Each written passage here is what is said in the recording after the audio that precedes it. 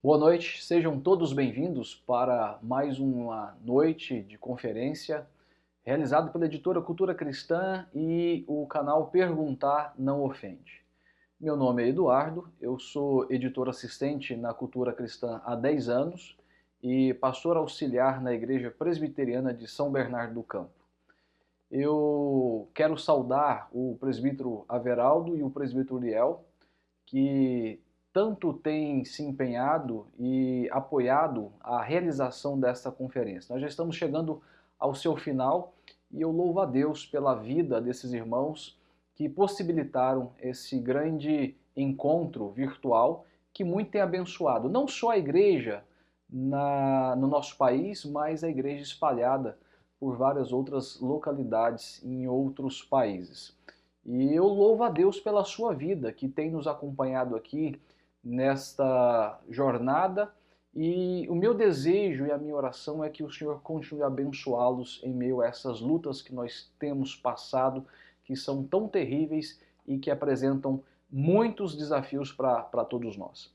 Não é à toa que o nosso tema é E agora? Como viveremos? E eu quero falar um pouco mais com você nessa noite sobre isso. E eu quero começar pensando com você sobre uma situação que é tão corriqueira na nossa vida. Nós olhamos para o nosso contexto, olhamos para a nossa existência e vamos nos deparar com a realidade maravilhosa de que Deus nos chamou para uma grande viagem. Um caminho, é verdade, cercado por obstáculos, barreiras e que tornam essa caminhada muitas vezes difícil, árdua, desafiadora. Nós nem sempre vamos encontrar uma viagem tranquila e segura. E em meio à nossa caminhada, muito normal, é muito natural que eu e você queiramos aí procurar alguns atalhos. Nós gostamos disso, é verdade. E comumente buscamos caminhos mais curtos, mais fáceis, que tornem a nossa viagem um pouco menos cansativa e até mesmo difícil. E, infelizmente, o problema é que a maioria dos atalhos que você e eu muitas vezes procuramos e até mesmo seguimos acabam sendo caminhos mais longos. E o pior, a nossa tendência sempre é de escolher atalhos que nos afastam do caminho do Senhor e nos levam em direção a muitos problemas. E isso acontece por vários motivos. Nós nos desviamos porque nós somos precipitados, não temos a paciência de aguardar um pouco mais, ficamos muitas vezes inquietos com as coisas que acontecem ao nosso redor, como essa pandemia. São 2 meses de confinamento, 2 meses de muitas lutas, e já antevemos dificuldades que mexem conosco de forma profunda, nos deixam ansiosos e nos fazem exatamente agir de forma precipitada e impaciente. Nós também, muitas vezes, nos desviamos, pegamos atalhos, porque somos tolos. Achamos que conhecemos todas as coisas, achamos que somos capazes de lidar com os imprevistos que ocorrem ao nosso redor e nos equivocamos. Mas nós também muitas vezes pegamos atalhos que nos fazem desviar dos caminhos do Senhor porque nos comportamos de forma infiel. É isso mesmo. Vacilamos, nos afastamos da vontade do Senhor e acabamos seguindo caminhos tortuosos.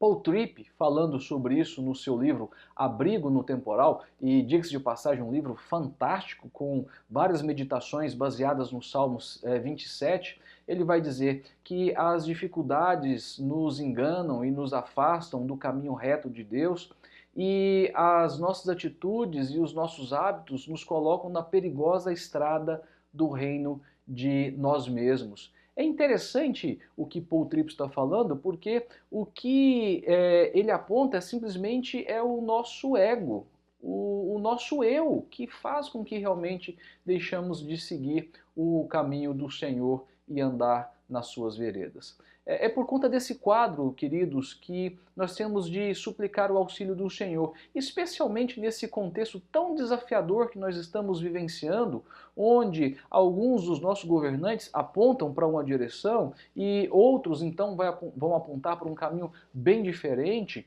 Há uma certa instabilidade política, econômica, há muitas incertezas diante de nós. E então nós precisamos nos voltar para o Senhor, exatamente como alguns servos do Senhor, à semelhança de Davi, fizeram, e devemos clamar ao nosso Deus. No Salmo 27, Davi vai dizer no versículo de número 11, ensina-me, Senhor, o teu caminho e guia-me por vereda plana. É assim que eu e você devemos realmente suplicar ao Senhor. Precisamos pedir que Deus nos direcione. E é essa a resposta que eu quero apresentar para você nessa noite, à luz do tema geral de nossa conferência. E agora, como viveremos? Viveremos guiados por Deus. E meus queridos, se Davi, um homem segundo o coração de Deus, era carente desta instrução, o que será de mim e de você? Nós precisamos suplicar que Deus nos faça conhecer os seus caminhos, que Ele nos ensine e nos guie por suas veredas. E preste atenção no que eu vou dizer. Nós só viveremos adequadamente neste mundo arruinado pelo pecado, quando de fato formos guiados por aquele que é o Senhor de todas as coisas. E em meio às nossas lutas, aos nossos dilemas diários, é muito comum acontecer em nosso coração um debate interno sobre a possibilidade de o caminho de Deus não ser o melhor caminho. Mas nós precisamos continuar confiando e crendo na direção do Senhor para a nossa vida. E eu quero falar um pouco sobre isso, chamando a sua atenção para uma narrativa bíblica muito conhecida. E ela é um pouco extensa, eu quero destacar apenas alguns versículos e eu peço que você observe depois, leia com mais calma, o capítulo 13 de Êxodo, a partir do verso 17 até o final do capítulo de número 14. Essa é a narrativa que nos apresenta o começo da peregrinação de Israel rumo à terra da promessa. São os primeiros passos que o povo deu em direção ao cumprimento da promessa do Senhor. Os primeiros passos em direção àquele longo caminho, percurso que os hebreus deveriam fazer para que de fato chegassem à possessão da terra que Deus havia anunciado que daria aos seus filhos. E Israel agora seria instruído acima de tudo sobre a grande verdade de que Deus é quem está no comando e de que Ele é quem guia o seu povo e Ele os guiaria até a terra de Canaã. Eu quero explorar esse texto chamando a sua atenção para 4 aspectos que têm a ver com a direção de Deus na vida do seu povo. E o primeiro ponto que eu quero ressaltar é que Deus guia o seu povo por caminhos improváveis. Deus guia o seu povo por caminhos improváveis. Quando nós olhamos para o texto, a palavra nos diz a partir do versículo 17: tendo o faraó deixado ir o povo, Deus não o levou pelo caminho da terra dos filisteus, posto que mais perto, pois disse, para que porventura o povo não se arrependa, vendo a guerra, e torne ao Egito. Esse versículo começa a narrativa apresentando 2 possibilidades. Haviam 2 caminhos pelos quais os hebreus poderiam se direcionar até a terra da promessa. Um era o caminho da terra dos filisteus, o outro o caminho do deserto, perto do Mar Vermelho. O caminho da terra dos filisteus é uma rota comercial que poderia ser percorrida em aproximadamente 14, 15 dias. Era um caminho que permitia o peregrino chegar rapidamente à terra de Canaã. Era a rota mais curta, ou seja, o caminho mais rápido. Mas certamente aos olhos de Israel seria a melhor opção, mas não aos olhos de Deus. O Senhor conduziu o seu povo por um caminho improvável, o deserto. E nós observamos que ao longo da narrativa, o Senhor nos revela que esse caminho levou 40 anos para ser percorrido. E mais, quando nós olhamos para o capítulo 13, nós vamos observar nos versículos 18 e 20 Deus dando algumas instruções que aparentemente são estranhas. E alguns desavisados poderiam até ter observado que talvez a rota não era bem aquela que deveria ser seguida.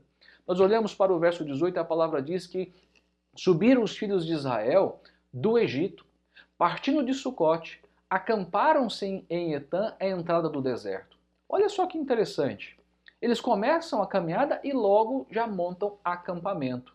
E quando nós lemos no capítulo 14, os versos 1 e 2, a situação parece mais estranha ainda. E o caminho improvável de Deus começa a ser desvendado, revelado para Israel.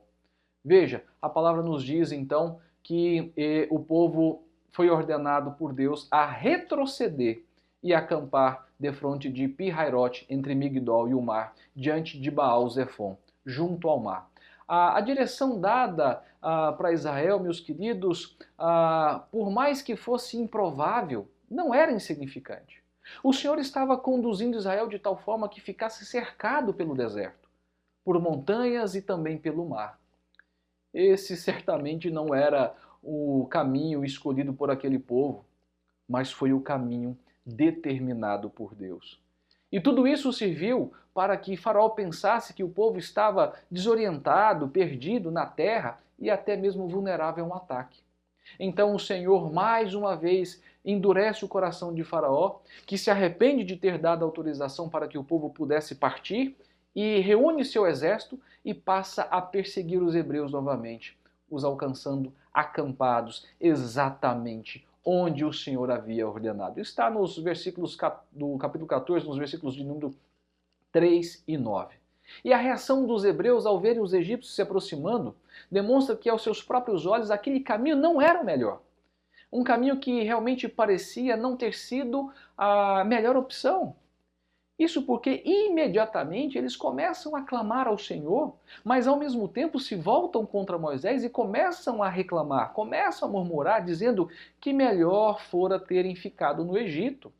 Era melhor servir aos egípcios do que estarem naquela condição deplorável. Eles não enxergavam mais nada naquele momento diante de si, senão a própria morte. Por isso então eles vão dizer e vão questionar a direção dada por Moisés e pelo próprio Deus. Isso está no capítulo 14, nos versos de número 10 ao verso de número 12. Mas Moisés, no entanto, permaneceu fiel, firme ao Senhor e disse: não temais, aquietai-vos e vede o livramento que o Senhor hoje vos fará. O Senhor pelejará por vós e vós vos calareis. Ainda que o povo não enxergasse a direção divina, meus queridos, em meio àquele impasse, Moisés estava certo e seguro de que Deus é quem estava no comando, era Deus quem conduzia o seu povo e por isso o livraria. Deus, ele não trabalha com aquilo que parece ser mais fácil, mais prático, e nem com o que é mais cômodo para nós. Não nos enganemos, Deus não trabalha assim. Ele trabalha com aquilo que está proposto no seu coração, de acordo com a sua soberania, a sua sabedoria e os seus propósitos. E neste caso da libertação de Israel, um caminho improvável. Aquele caminho era mais extenso, mas ao mesmo tempo era uma oportunidade para Deus manifestar o seu poder, destruindo o exército egípcio e demonstrando que estava guiando o seu povo. Nós olhamos para a história bíblica e podemos lembrar, por exemplo, de como Deus agiu de forma semelhante ao conduzir José até o palácio egípcio. Ele fez com que esse jovem fosse maltratado, desprezado por seus irmãos, vendido. Ele foi parar no Egito e ali, servindo com fidelidade ao seu Senhor, ele foi acusado injustamente e preso. O Senhor conduziu por um caminho que certamente jamais seria escolhido por José. E o que dizer de Daniel e seus amigos que foram levados para a Babilônia? É assim que Deus muitas vezes trabalha na nossa vida, nos colocando em caminhos improváveis. Quem de nós, em sã consciência, poderia imaginar que pudéssemos passar por essa situação tão adversa que temos enfrentado, não só em nosso país, mas no mundo? Um caminho improvável aos nossos olhos. Nesse sentido, a palavra nos mostra no Novo Testamento, meus queridos, que o Senhor escolheu um caminho improvável para conduzir o seu povo à redenção, um caminho incompreendido pelo homem. Na primeira carta de Paulo aos Coríntios, Paulo vai dizer que anunciava a Cristo crucificado, escândalo para os judeus e loucura para os gentios. Um caminho que poderia ser desvendado e revelado, compreendido pelo homem, apenas mediante a iluminação do Espírito Santo, que faça com que nós entendamos a obra de Cristo. Nesse sentido, Paul Tripp vai enfatizar, no mesmo livro que eu mencionei, que Deus nos guiará muitas vezes em um caminho que nós nunca teríamos descoberto, ou teríamos sido sábios o suficiente para escolhê-lo. E é assim que Deus nos conduz muitas vezes. Caminhos que nós não gostaríamos de trilhar, mas que são seus caminhos. Mas Deus não apenas guia o seu povo por caminhos improváveis. Deus guia o seu povo com propósitos definidos.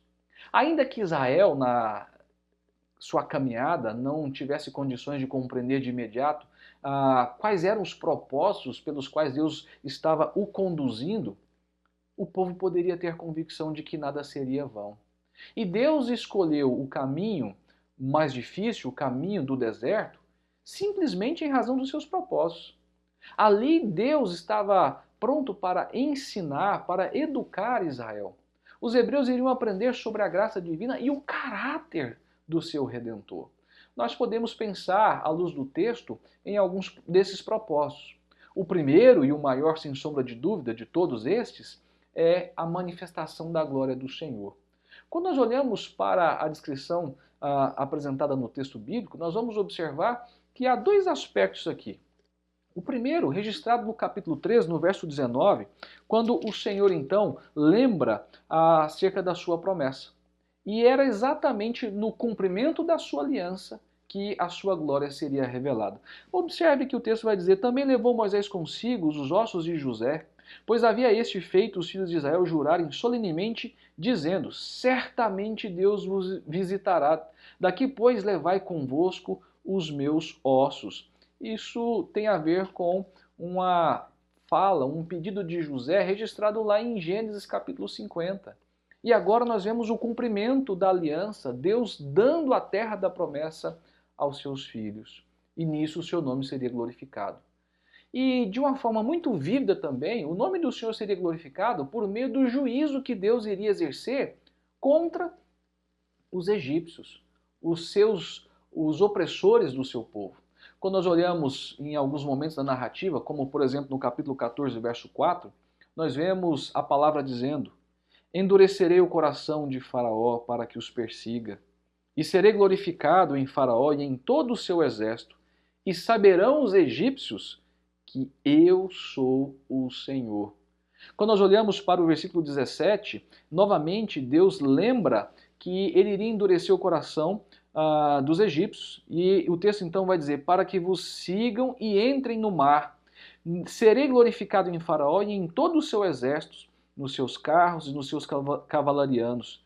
E os egípcios saberão que eu sou o Senhor, quando for glorificado em Faraó, nos seus carros e nos seus cavalarianos. É assim que Deus conduziu o seu povo, cumprindo como propósito a manifestação da sua glória.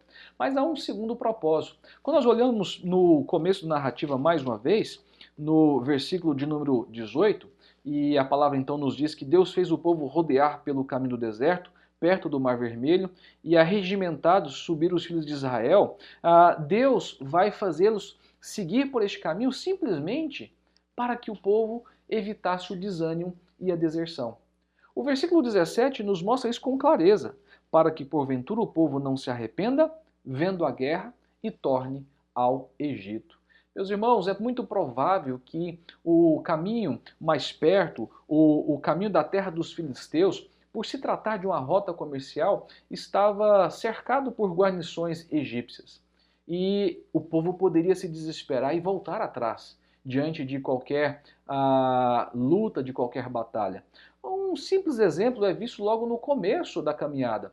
No momento em que cercados pelo mar e pelo deserto, eles voltam para trás e contemplam a aproximação dos egípcios, eles começam a reclamar para Moisés e começam a apontar que seria melhor terem ficado na terra do Egito. Então não é de se estranhar exatamente o fato de que era muito provável, e Deus conhecia isso na vida do seu povo, que o coração deles pudessem retroceder e viesse então a retornar ao Egito. Então Deus leva por um caminho em que isso seria mais difícil. E ao longo da narrativa bíblica nós vemos inúmeros episódios em que houve rumores, houve menções de uma possível volta ao Egito. Então, propósito de Deus, conduzindo o seu povo por um caminho provável, manifestar a sua glória, evitar a deserção de Israel. Mas tem mais.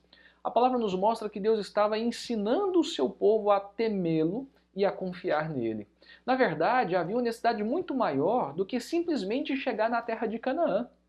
Israel precisava aprender a tomar corpo como uma nação teocrática, receber as leis de Deus e ter a sua vida direcionada pelos princípios e valores da palavra do Senhor. E foi exatamente isso que Deus fez. Deus estava pronto para ensinar e tinha muito a ensinar aos israelitas antes de permitir que eles entrassem na terra. Eles deveriam se assentar aos pés de Deus, escutar as suas instruções. E Deus estava se assegurando de que isso iria de fato acontecer. Porque, acima de tudo, teriam de aprender como o próprio Deus queria que o povo conduzisse a sua vida. Quando nós olhamos para o final do capítulo 14, nós vemos exatamente isso começando a ser concretizado na vida do povo. Depois que Deus destruiu os egípcios, veja o que o texto vai nos dizer. E viu Israel o grande poder que o Senhor exercitara contra os egípcios. E o povo temeu ao Senhor e confiou no Senhor e em Moisés, seu servo. Aqui Deus estava então já começando a ensinar o seu povo a temê-lo e a confiar nele. Além disso, há um outro aspecto que tem muita relação com esse anterior. A necessidade do povo ser ensinado a temer e a confiar no Senhor. Deus conduziu o povo pelo deserto com o propósito de prová-lo, para revelar o que se passava no seu coração, para tratá-lo, para moldá-lo.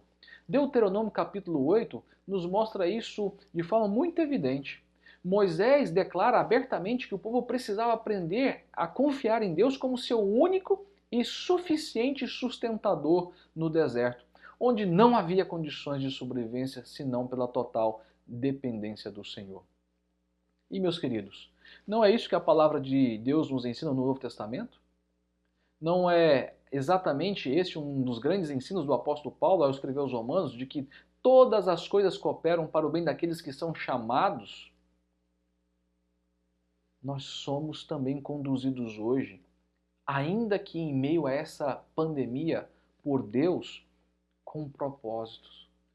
É verdade que talvez não seja algo tão claro, tão nítido aos nossos olhos, mas Deus tem revelado os seus propósitos, Deus tem manifestado a sua vontade para que esses sejam cumpridos. A viagem para onde Deus está nos levando, segundo o Trip, não é um evento, é um processo. E nós precisamos entender que esse processo não é fácil. A estrada que Deus nos leva, muitas vezes passa pelo calor do sol, mas também pela tempestade e pelo frio.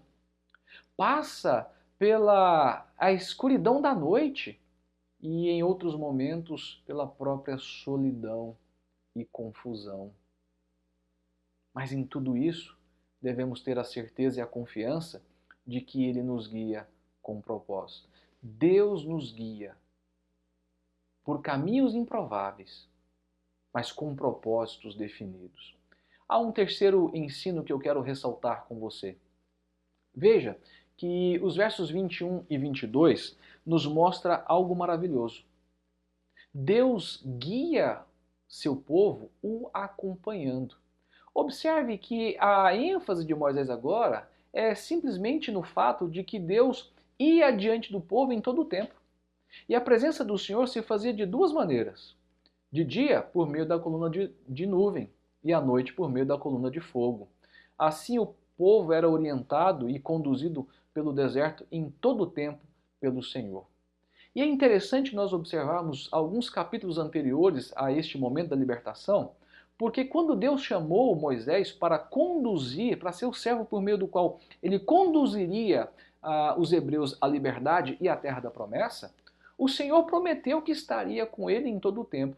Em Êxodo capítulo 3, no verso 12, a palavra nos diz: eu serei contigo. Agora o povo estava partindo. Estava começando a sua longa jornada, caminhando rumo ao deserto, segundo o direcionamento dado por Deus. Isso mesmo, dado por Deus. E encontramos uma grande demonstração da companhia divina junto ao seu povo. Deus mostrou o caminho, mas também acompanhou os hebreus. E em todo o tempo da peregrinação, Deus esteve presente junto ao seu povo. Pense, por exemplo, nos capítulos 25 a 30 de Êxodo, quando Deus então ordena a construção do tabernáculo. Ali no capítulo 25, verso 8, a palavra vai dizer: e me farão um santuário para que eu possa habitar no meio deles. É a presença de Deus junto ao seu povo. E durante toda a caminhada, a longa jornada, Deus os acompanhou. E mais, até nos tempos de Salomão, o Senhor se fazia presente. Nós olhamos quando houve a construção do grande templo, e aquela casa também foi para manifestar a presença divina junto ao seu povo. E isso marca a vida de Israel ao longo de toda a sua caminhada, não só no deserto, mas na própria terra da promessa. E nós precisamos nos lembrar do que o Novo Testamento nos ensina sobre isso. Hoje, o Espírito Santo é a marca indelével da presença de Deus junto ao seu povo. E mais, ele habita naqueles que creem e amam o nome de nosso Senhor e Salvador Jesus Cristo. Quando nós olhamos para a peregrinação do povo rumo à terra de Canaã, o que nós vemos é que Deus simplesmente não mostrou o caminho e disse: olha, vocês podem seguir, vão caminhando aí que eu fico daqui olhando para ver se tudo está bem. Não! Não foi assim que aconteceu, muito pelo contrário. O Senhor apontou o caminho e se fez presente na caminhada junto ao povo até o fim. Por essa razão, o povo deveria estar confiante e caminhar tranquilamente, pois Deus sempre estava com eles, no meio deles. E de forma semelhante, nesses dias tão difíceis que nós estamos passando, devemos nos lembrar que Deus continua conosco. Davi relata a sua confiança na presença e na companhia do Senhor, dizendo: ainda que eu ande pelo vale da sombra da morte, não temerei mal nenhum, porque tu estás comigo. É essa confiança que nós, como igreja do Senhor, podemos ter em meio à calamidade que nós estamos vivendo. Não é o governo, não é a situação econômica que vai resolver os nossos problemas. Nem mesmo os aspectos sanitários podem nos ajudar nesse instante. A nossa saúde pública está em colapso, um caos. O que vai nos ajudar é a certeza da companhia do Senhor ao nosso lado. Ele é suficiente, Ele nos basta. E foi exatamente essa mesma promessa, esse mesmo ponto que o Senhor Jesus lembrou aos seus discípulos pouco antes de subir aos céus. Ele disse aos seus discípulos, afirmando que em todo o tempo estaria com eles, até a consumação dos séculos. Eles poderiam cumprir então a sua missão fiados na companhia do Senhor Jesus. E assim como o povo de Israel deveria caminhar confiante na presença do Senhor, assim como os discípulos deveriam envidar os seus esforços no cumprimento da sua missão, certos da presença de Jesus, nós também devemos caminhar, continuar a nossa peregrinação rumo aos céus, na certeza de que Deus não mudou. Ele permanece junto ao seu povo e ele ficará conosco, não apenas por alguns instantes, mas em todo o tempo de nossa vida, até o fim da nossa caminhada, porque ele é fiel. Veja, Deus guia o seu povo por caminhos improváveis, com propósitos definidos, sempre o acompanhando. E eu gostaria de finalizar esta mensagem chamando a sua atenção para um quarto e último aspecto da narrativa. Nós podemos aprender com a peregrinação dos hebreus do Egito a Canaã que Deus guia o seu povo manifestando a sua providência. Gente, isso é maravilhoso! Isso é bênção pura! Nós devemos glorificar o nome do Senhor porque o que nós contemplamos é Israel tendo a oportunidade de conhecer de perto a graça de Deus, assim como nós também temos. Embora os hebreus tenham passado por muitas provações, o Senhor não os abandonou. A sua providência foi revelada continuamente de forma intensa sobre as suas vidas. Durante a peregrinação, os hebreus enfrentaram vários problemas. E por conta desses problemas, das suas dificuldades, eles murmuraram, reclamaram, se revoltaram contra Deus. Pode isso? Se revoltaram contra Deus. Todavia, o Senhor, a despeito de tudo isso, permaneceu fiel à sua aliança e mais, à frente do seu povo. Quando o povo reclamou de sede, a providência de Deus estava lá, provendo a água. Quando reclamaram de fome, Deus deu o maná e a carne para saciá-los. Deus pelejou contra os inimigos e prevaleceu. As vestes do povo de Israel e as suas sandálias também foram preservadas durante toda aquela caminhada, aquela longa e exaustiva caminhada. Há muitos outros elementos, mas esses são suficientes para nos lembrar que em tudo o povo foi vitorioso. Por quê? Porque foi provido de suas necessidades, porque foi sustentado, foi protegido. Não porque era melhor ou porque tinha algum mérito, nada disso. Mas porque tão somente o Senhor estava à frente deles. Só por causa da presença divina junto ao seu povo e da sua provisão é que o povo pôde então caminhar seguro e chegar ao seu destino, a terra de Canaã. E não pense que as coisas são diferentes hoje. Hoje nós também somos desafiados a confiar na providência divina. E você deve conhecer muitos textos, como alguns dos que eu quero citar.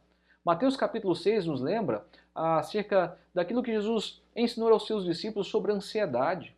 Um texto que tem muito a ver com as nossas lutas diárias e especialmente com os momentos que nós estamos passando e as incertezas de amanhã. Se teremos ou não um emprego, se teremos ou não um salário, se vamos ficar doentes ou não, e muitas outras coisas que fazem com que nós ficamos abalados. O Senhor Jesus ensinou os seus discípulos dizendo que eles não deveriam ficar ansiosos, mas aguardar a manifestação da bondade divina. É assim que nós precisamos de fato caminhar. Sobre isso também Paulo escreveu aos Filipenses, fazendo a sua expressão de gratidão, porque aqueles irmãos haviam o ajudado em momentos difíceis. E então, no final da sua carta, ele vai dizer que o seu Deus, segundo a sua riqueza em glória, haveria de suprir cada uma das suas necessidades. E o que dizer de Pedro, então, que nos ensina a lançar todas as nossas ansiedades diante do Senhor? Por quê? Porque Ele tem cuidado de nós. Não é porque Ele vai cuidar, mas porque nós já temos uma experiência fantástica da provisão divina.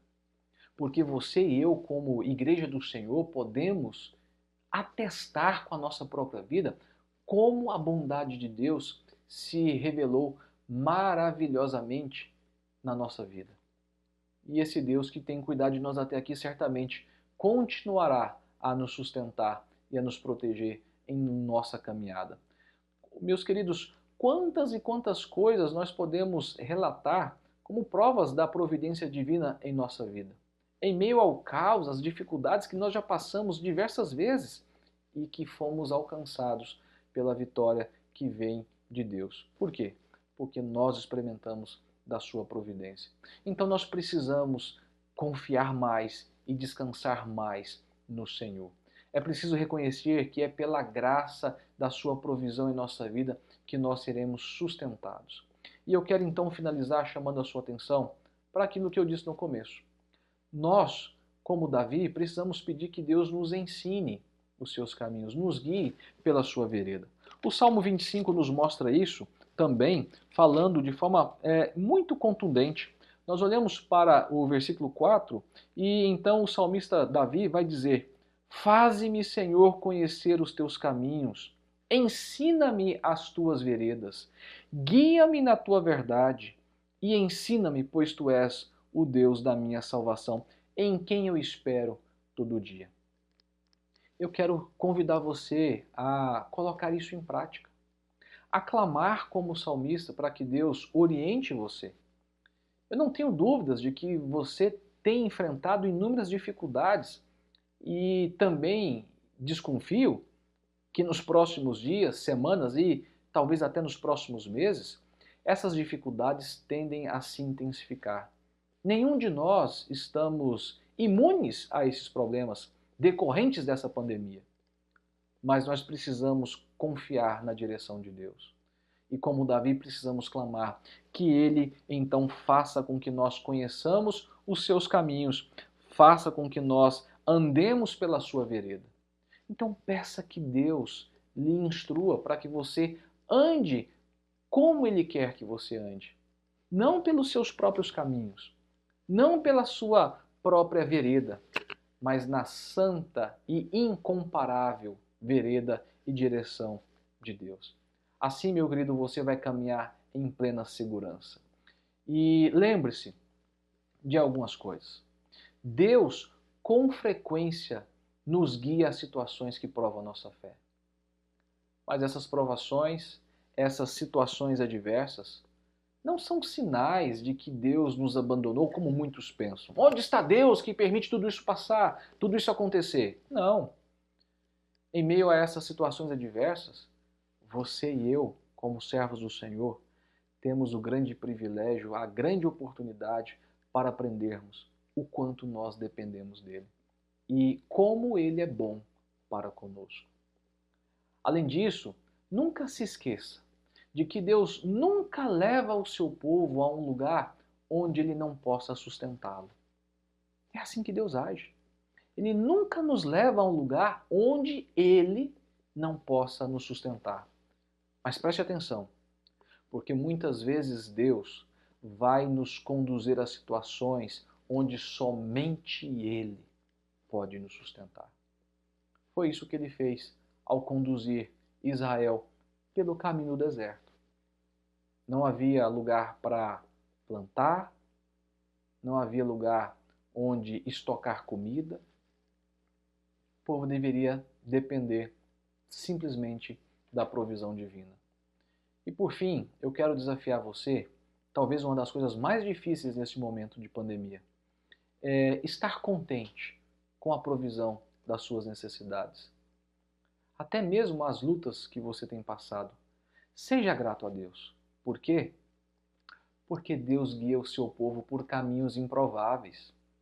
Você e eu talvez não entendamos praticamente nada do que está acontecendo. Mas esses caminhos improváveis estão repletos dos propósitos do Senhor. E nesses caminhos improváveis, nós podemos também desfrutar da maravilhosa companhia do Senhor. E mais, da sua bondosa providência. Que Deus te abençoe, que Ele sustente você e sua família e dê direção à sua igreja para enfrentar as lutas que nós ainda teremos de encarar por conta dessa situação e muitas outras que teremos ao longo da nossa vida. Vamos orar. Pai querido, nós te louvamos porque Tu és o Deus da nossa salvação. O Senhor enviou Jesus Cristo, que é o caminho, a verdade que nos leva ao Senhor e que restaura a nossa relação com o Senhor. Obrigado porque, ainda que aos nossos olhos nós não contemplemos com precisão quais são os teus propósitos com tudo o que nós temos vivenciado, fiados na tua palavra nós podemos nos voltar para ti e descansar, sabendo que o Senhor é quem guia o seu povo. Então, nos ajude, Senhor. Nos ajude guiando os nossos passos.